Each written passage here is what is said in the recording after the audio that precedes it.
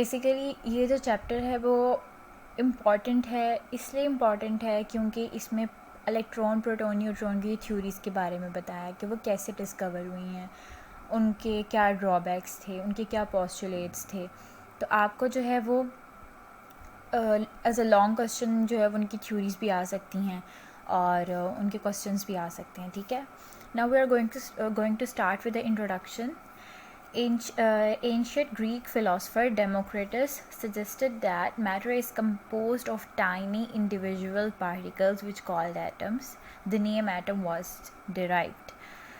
जो हमारे पास ancient Greek philosopher Democritus था जिसका नाम, उसने क्या कहा था कि जो मैटर है ना वो छोटे छोटे पार्टिकल से मिलकर बना है जिसको हम एटम कहते हैं, ठीक है।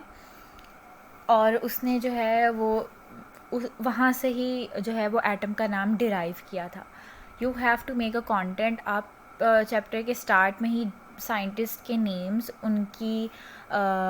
उनके वर्क और उनकी डेट ऑफ बर्थ और डेट ऑफ डेथ, आप अभी से ही उनका एक सीक्वेंस बना लें तो वो चैप्टर के स्टार्ट से एंड तक जितने साइंटिस्ट होंगे तो आपके उस पेज पर होंगे, then you can learn easily from there, ठीक है. Next is it is derive from the word atomos meaning indivisible. ये एटॉमस वर्ड से निकला है जिसका मतलब है इंडिविजिबल, ये नज़र ना आने वाली चीज़. In the beginning of 19th century John Dalton put forward atomic theory. 19th century में जॉन डाल्टन ने क्या किया था, एक एटॉमिक थ्योरी दी थी, ठीक है. अभी we just discuss the two paragraphs और you can say the 2 lines, और उसमें ही हमें 2 डिफरेंट साइंटिस्ट के वर्क आ गए. एक डेमोक्रेटस आ गया और एक जॉन डाल्टन आ गया, ठीक है. It's completely depend upon you कि आप उसको कैसे डील करते हैं, ठीक है. According to it, all matter is made up of very small indivisible particles called atoms. ये हमारे पास बहुत छोटे छोटे नज़र ना आने वाले पार्टिकल से मिलकर बनता है और उसको एटम कहते हैं. ये हमारे पास जॉन डाल्टन की थ्योरी थी जिसके फर्दर पॉइंट्स मैं आपसे डिस्कस कर रही हूँ, ठीक है. और उसने क्या कहा था, till the end of 19th century it was considered that atom can not be subdivided. सबसे पहली चीज़ जो उसने हमें बताई वो ये थी कि वो छोटे छोटे पार्टिकल से मिलके बना जो कि नज़र नहीं आते. फिर दूसरी चीज़ जो उसने हमें बताई वो थी कि एटम को आप सब डिवाइड नहीं कर सकते, वो ऑलरेडी एक बहुत टाइनी पार्टिकल है तो आप उसको फर्दर डिवीजन में नहीं ला सकते. In the beginning of 20th century experiments perform by Goldstein, J.J. Thomson, Rutherford, Bohr and other scientific research. हमारे पास जो जॉन डाल्टन था उसने तो हमें एक थ्योरी दे दी कि एटम जो है वो इस तरह बना हुआ है और आप उसको सब डिवाइड नहीं कर सकते. अब फर्दर एटम को हम लोगों ने उसकी स्टडी करनी थी, because study is most important thing in the scientific research कि आपने उसको एक्सपेरिमेंटली प्रूफ भी करना है. तो जब आप किसी चीज़ को एक्सपेरिमेंटली प्रूफ करने लग जाते हैं तो उसमें जो भी पार्टिकल्स, जो भी सब्सटेंसेस होते हैं या जो भी हमारे पास आप कह लें कि उसके अंदर इंटरनल स्ट्रक्चर्स क्या होते हैं, हम एक्सपेरिमेंट से वो भी हमें पता चल जाते हैं. तो कहीं ना कहीं एटम को डिस्कस करते करते उसके अंदर जो चीज़ें थी हम लोगों ने उनको भी डिस्कस कर लिया. और वो डिस्कस किसने किया, साइंटिस्ट ने जिसका नाम था गॉल्स्टन, J.J. थॉमसन, रदरफोर्ड, बोहर, ठीक है. ये हम 1 by 1 इनकी थ्योरीज पढ़ेंगे तो आपको पता चल जाएगा कि उन्होंने क्या चीज़ें डिस्कवर की. Scientist revealed that atom is made up of some atomic particle. Scientist जो थे उन्होंने रिवील की ये बात कि जो एटम हमारे पास होता है वो सब एटॉमिक पार्टिकल से मिलकर बना है, ठीक है. यानी कि एटम के अंदर जो है बेसिकली आप एटम की डिवीज़न नहीं कर सकते, लेकिन एटम के अंदर एक सब डिवीज़न ऑलरेडी हुई है इन लाइक एटॉमिक लेवल, जिसको हम लोगों ने इलेक्ट्रॉन, प्रोटॉन और न्यूट्रॉन का नाम दे दिया, ठीक है. Properties of these sub atomic particles will be discussed. अब आपको पता चल गया जो मैं आपको बता रही थी कि आप इंटरनल स्ट्रक्चर्स को पढ़ेंगे एटम के अंदर, तो वो क्या है, इलेक्ट्रॉन, प्रोटॉन, न्यूट्रॉन. 1 by 1 हम इनकी थ्योरीज पढ़ेंगे और ये देखेंगे कि इसमें क्या क्या था. Theories and experiments related to the structure of atom. According to the Dalton, an atom is indivisible, hard, dense sphere. Atoms of the same elements are alike. They combine in the different ways to form compounds. In the light of the Dalton's atomic theory, scientists performed a series of experiments, but in the late 1800s and early 1900s, scientists discovered new subatomic particles. Dalton ने क्या कहा था कि एक atom है जो कि individually hard dense sphere से मिलके बना है और सेम एलिमेंट के जो एटम्स होते हैं वो एक दूसरे से मिलते हैं और वो डिफरेंट वे से कंबाइन करके कंपाउंड बना सकते हैं, ठीक है। डाल्टन ने ये भी कहा था कि जो साइंटिस्ट जो हैं इस पर वेरियस एक्सपेरिमेंट्स परफॉर्म करें तो हमें पता चलेगा कि इसके सब एटॉमिक पार्टिकल्स कौन से हैं। दैट्स वाई जो है वो साइंटिस्ट ने फर्दर रिसर्च की थी इस पर। इन 1886 गॉल्स्टन डिस्कवर्ड पॉजिटिवली चार्ज्ड पार्टिकल्स। गॉल्स्टन ने क्या किया था, 1886 में उसने पॉजिटिवली चार्ज पार्टिकल्स को डिस्कवर किया था जिसको उसने नाम दे दिया था प्रोटॉन्स का। और 1987 में क्या हुआ था, J Thomson found in an was established that electron and protons are fundamental particles. 1886 में गॉल्स्टन ने प्रोटॉन्स को डिस्कवर किया और जे थॉमसन ने 1897 में इलेक्ट्रॉन को डिस्कवर किया, ठीक है। Based upon these observations Thomson put forward his plum pudding theory. He postulated that atoms were solid structures of the positively charged with tiny negative particles stuck inside. Observation के बाद Thompson ने क्या किया था, एक प्लम पुडिंग थ्योरी को बनाया, ठीक है। वो हम फर्दर उसको डिस्कस करेंगे कि प्लम पुडिंग थ्योरी है क्या। उसने पोस्टुलेट क्या किया कि एटम जो हैं वो सॉलिड स्ट्रक्चर हैं of the positively charged with tiny negative particles stuck inside, यानी कि एटम के अंदर सॉलिड स्ट्रक्चर हैं प्रोटॉन्स के और बहुत छोटे छोटे जो पार्टिकल्स हैं ना वो नेगेटिवली चार्ज्ड पार्टिकल्स हैं, ठीक है, स्मॉल, यानी कि उसके अकॉर्डिंग पॉजिटिवली चार्ज प्रोटॉन्स हैं और नेगेटिवली चार्ज इलेक्ट्रॉन्स हैं। तो एटम के अंदर सॉलिड में प्रोटॉन्स हैं और टाइनी इंडिविजिबल जो हैं वो इलेक्ट्रॉन्स हैं।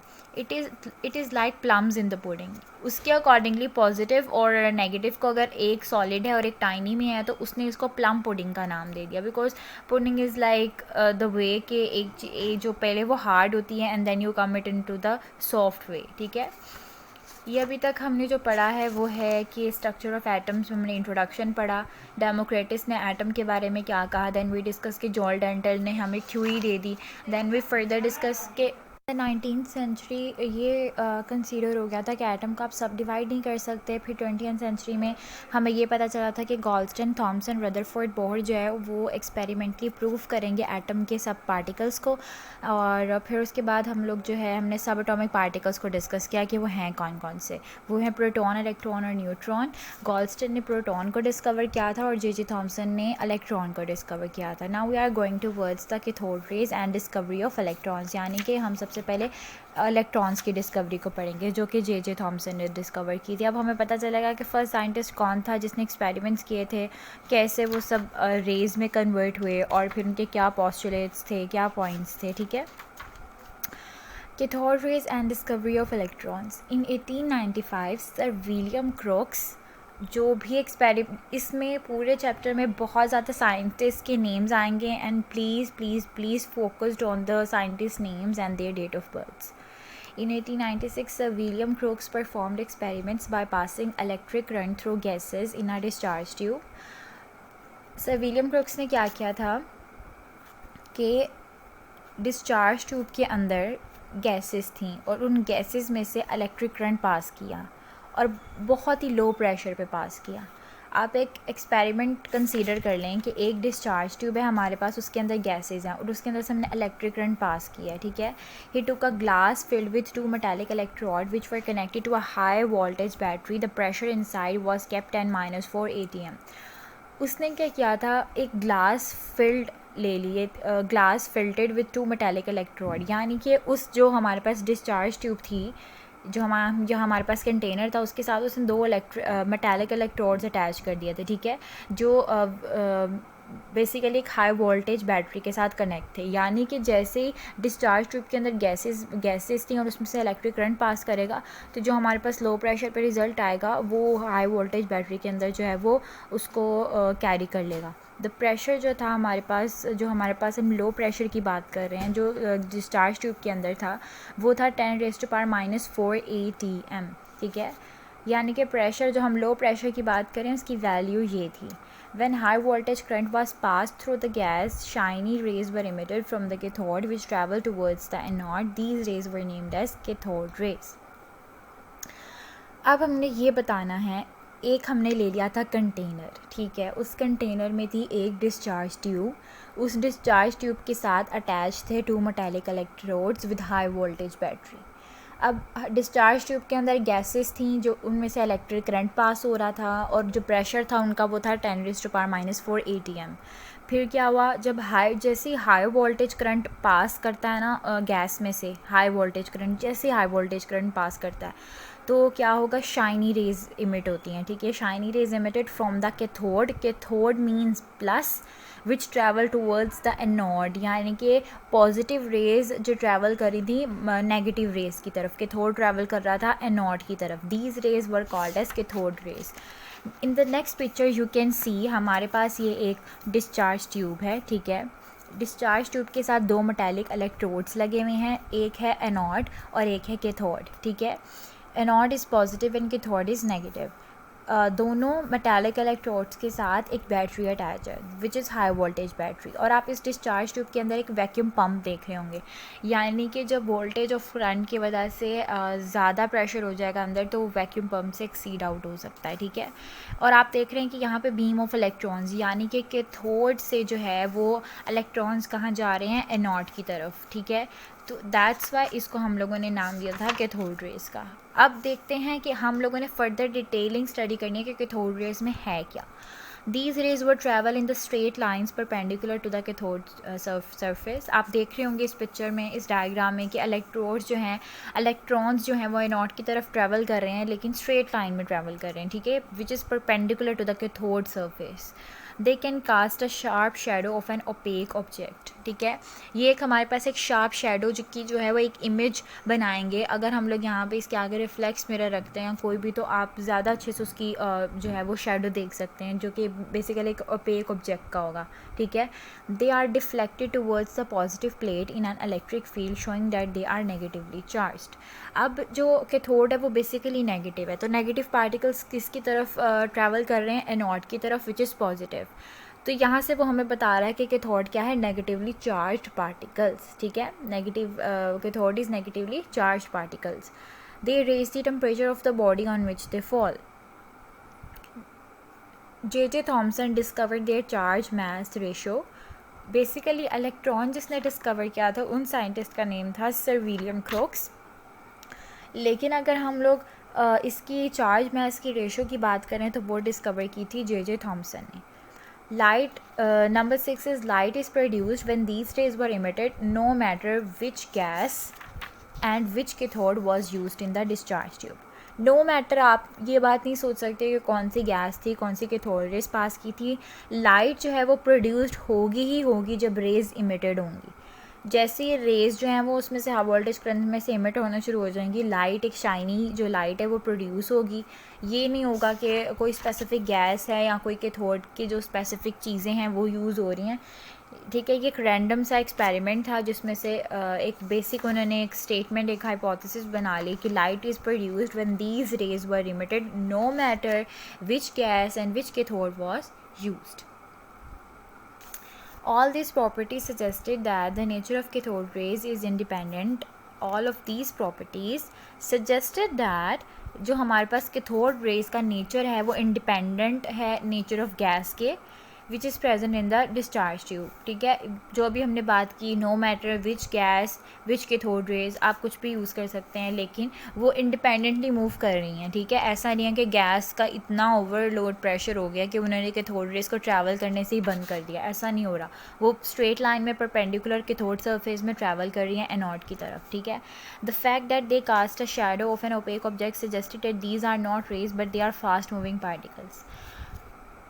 उन्होंने ओपेक ऑब्जेक्ट का जो शेडो बन रहा था उससे ये सजेस्ट कर लिया कि बेसिकली ये रेज नहीं है लेकिन ये एक फास्ट मूविंग पार्टिकल्स हैं। अब हम लोगों ने शुरू में बात कर ली थी कि ये पार्टिकल्स मूव कर रहे हैं, फिर हम लोग आ गए कि ये रेज हैं जो ट्रैवल कर रही हैं। लेकिन अगर हम शार्प ओपेक ऑब्जेक्ट की बात करें तो उसमें से हमें ये पता चल रहा था कि इलेक्ट्रॉन्स हैं, फास्ट मूविंग इलेक्ट्रॉन्स हैं जो कि कैथोड से इलेक्ट्रॉन की तरफ ट्रैवल कर रहे हैं। बेसिकली वो रेज नहीं है। रेज होती हैं कि अगर कोई एक्सपेरिमेंट हम लोग सनलाइट में कर रहे हैं या हम लोगों को कोई और इलेक्ट्रिक सब्सटेंस है जिसमें से रेज़ पास होनी चाहिए, वो कर रही हैं। तो बेसिकली हम इलेक्ट्रॉन्स की बात कर रहे थे, तो हम लोगों को अब पता चला कि ये पार्टिकल्स हैं, फास्ट मूविंग पार्टिकल्स ट्रैवल कर रहे हैं, ठीक है। These were given the name electrons. फिर हमने उनको क्या नेम दे दिया, इलेक्ट्रॉन्स का।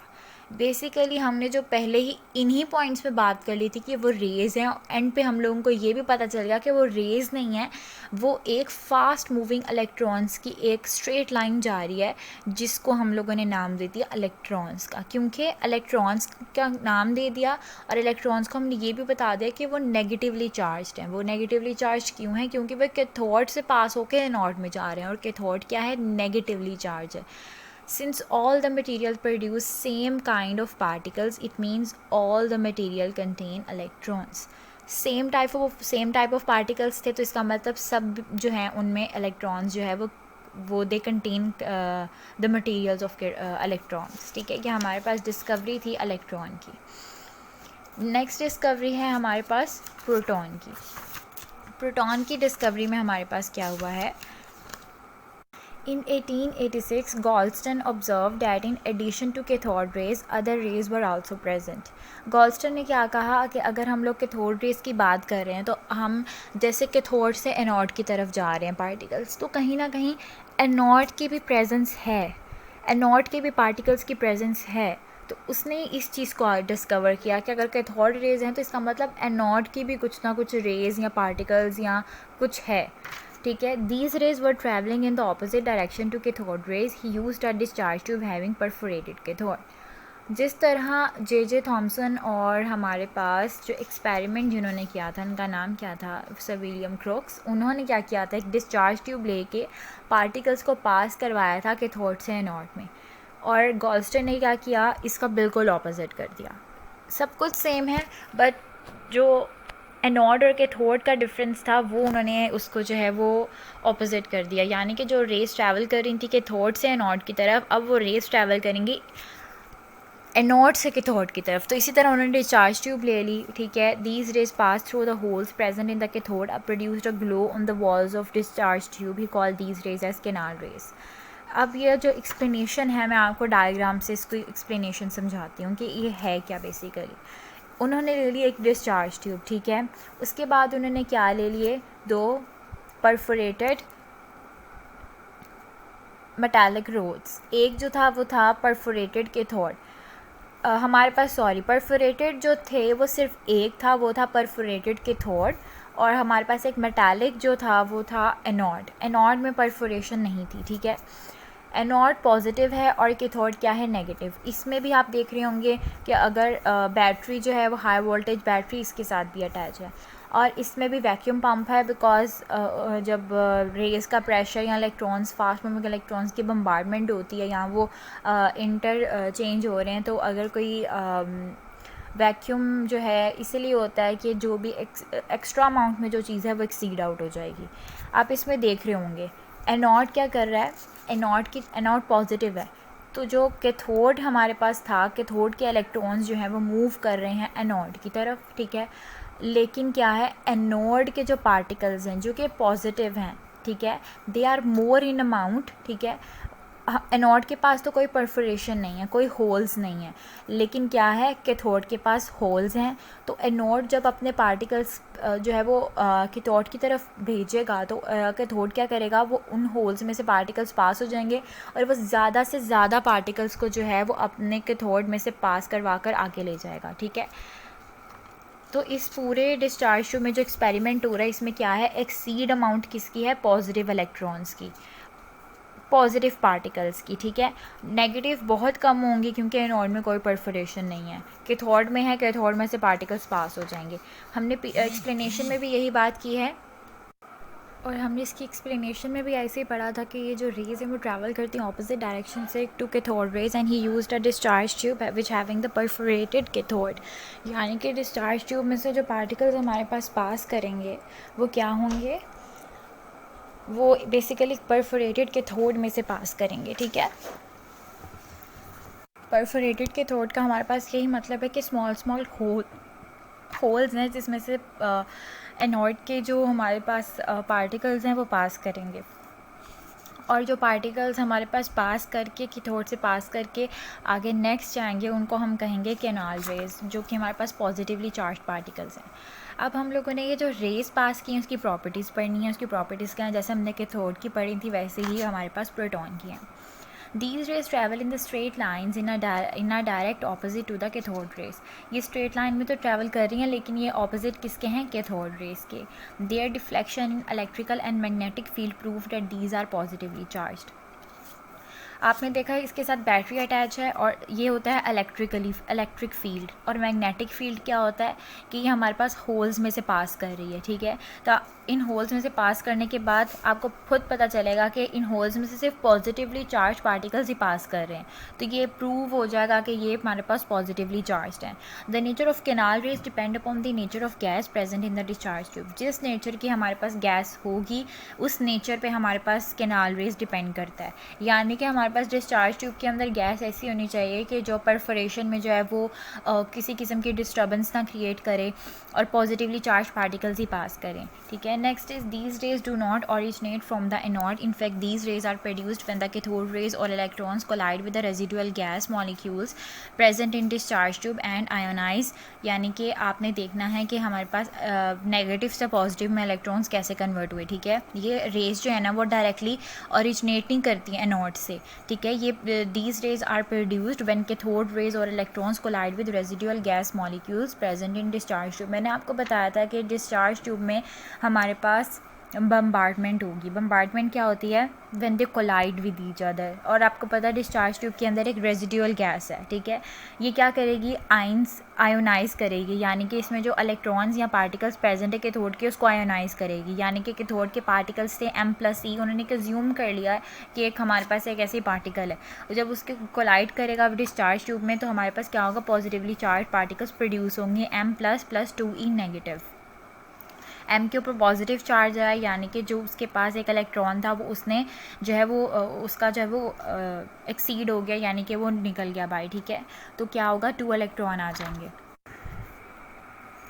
These rays do not originate from the anode. In fact, these rays are produced when the cathode rays or electrons collide with the residual gas. हमने ये जो हमारे पास इक्वेशन थी इसको प्रूव कर दिया कि किस तरह से इलेक्ट्रॉन्स जो हैं वो कोलाइड होके हमारे पास जब वो एक इलेक्ट्रॉन जो नेगेटिव में था वो पॉजिटिव में कन्वर्ट हो गया। Next number 5 is mass of these particles was found equal to that of proton on simple multiple of it.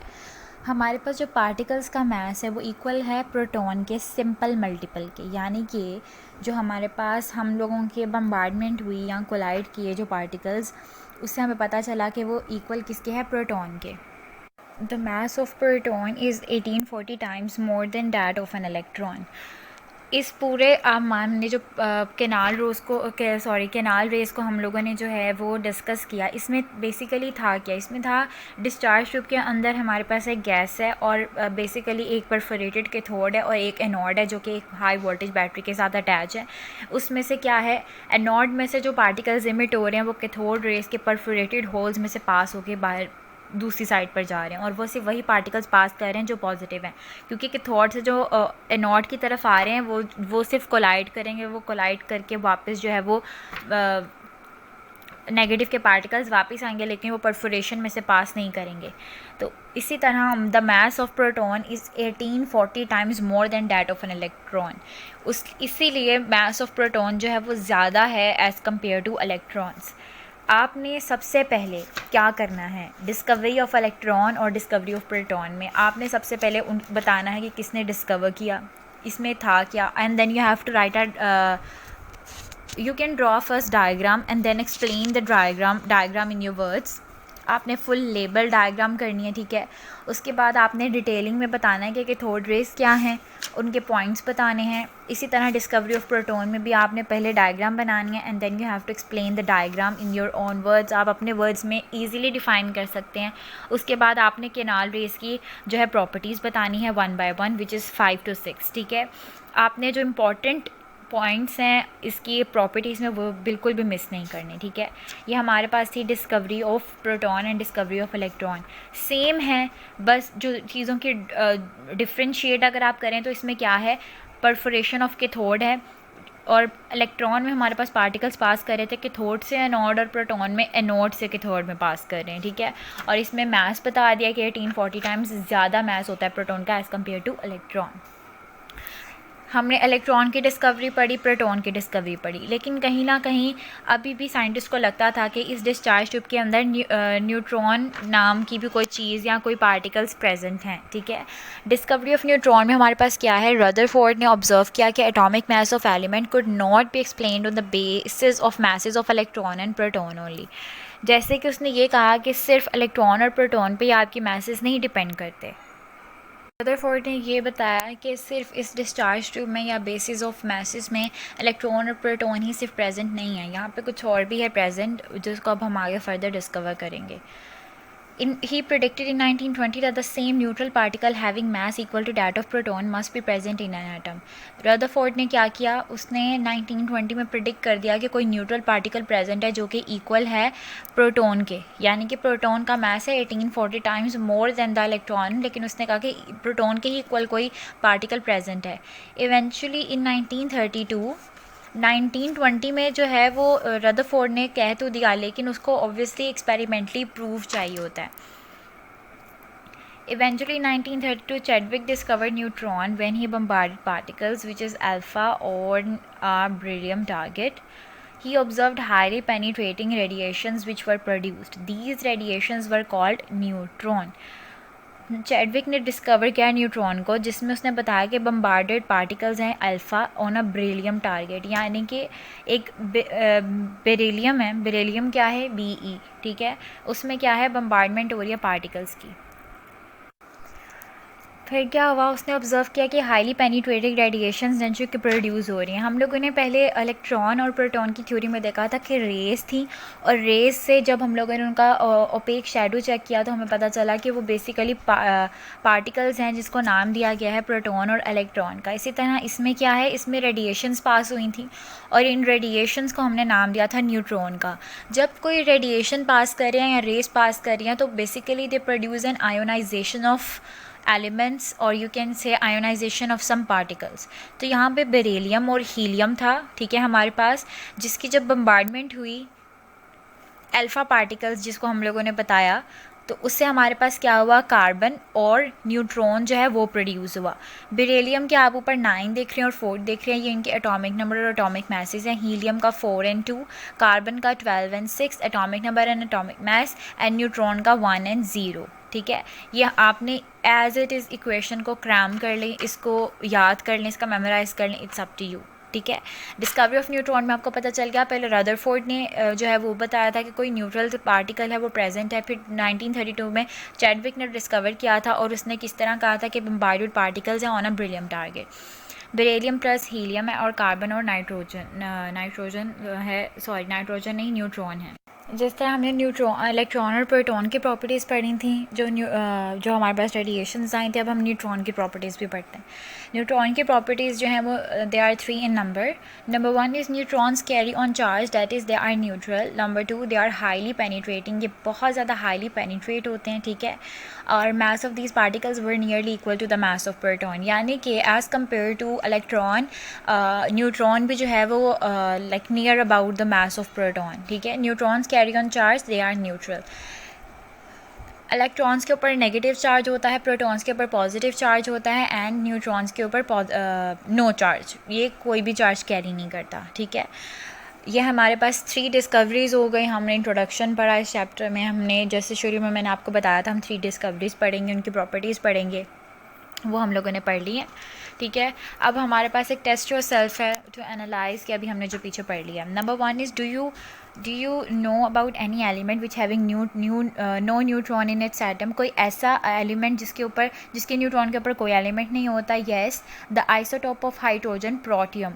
हमारे पास हाइड्रोजन के आइसोटॉप्स हैं जो कि हम आगे पढ़ेंगे, एक्सप्लेन से आपको आइसोटॉप्स के बारे में मैं सब बताऊंगी। आइसोटॉप्स किसे कहते हैं, वो क्या होते हैं, उनके नंबर्स कैसे पता चलते हैं।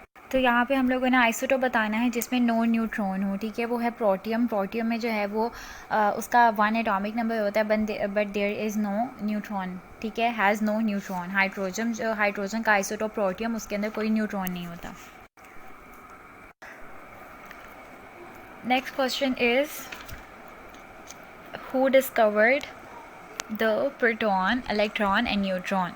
In 1886, Galston discovered the positively charged particles, which is called proton, and the next is 1897. J.J. Thomson discovered negatively charged particles called electron. In 1932, Chadwick discovered neutron. Next question is difference between the electron and neutron. Electron is a negatively charged particle and neutron is a neutral particle. Electrons revolve around the nucleus and neutron is present in the nucleus. Mass हमारे पास क्या है 5.486 into 10 raised to power minus 4 gram and mass क्या है 1.674 into 10 raised to power 24 gram. Next question is how the anode rays does not originate from the anode. Anode rays do not originate from the anode. In fact, these rays are produced when the cathode rays or electrons collide with the resident gas and ionize them. हमने proton की discovery में पढ़ा था कि anode rays जो है वो directly originate नहीं करती, ठीक है. वो क्या होती हैं, वो रेज होती हैं बेसिकली जो प्रोड्यूस्ड होती हैं जब हमारे पास कैथोड रेज और इलेक्ट्रॉन्स आपस में कोलाइड करते हैं. कोलाइड कैसे करते हैं, उन डिस्चार्ज ट्यूब के अंदर एक रेजिडेंट गैस होती है और फिर उसकी वजह से वो क्या करते हैं, आयोनाइज कर देते हैं उसको. जो नेगेटिव पार्टिकल्स होते हैं वो कन्वर्ट हो जाते हैं हमारे पास M पॉजिटिव में, यानी कि एनोड में. These were the test yourselves question number 1, 2, 3 and 4, and we did the discovery of electron, proton and neutron. I hope you guys will understand very well. So today's lecture is about to end. In the next lecture we will discuss about the Rutherford's theory, Bohr's atomic theory and further isotopes. Best of luck for this lecture. I hope you will understand, and if you have any type of question you can ask me in the comment box. Allah Hafiz.